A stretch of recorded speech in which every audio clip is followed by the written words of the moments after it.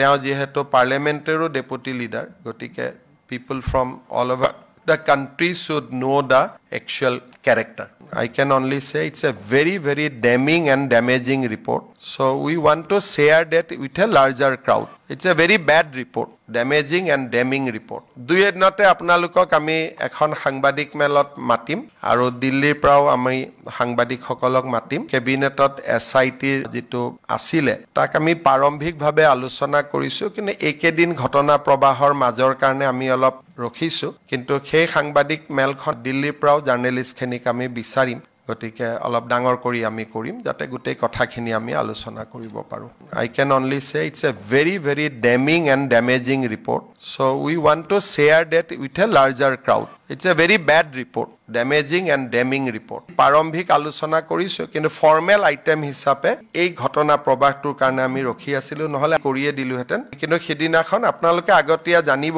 আমি দিল্লীৰ পৰাও জাৰ্নেলিষ্টখিনিক মাতিম কাৰণ তেওঁ যেহেতু পাৰ্লিয়ামেণ্টেৰো ডেপুটি লিডাৰ গতিকে people from all over the country should know the actual character.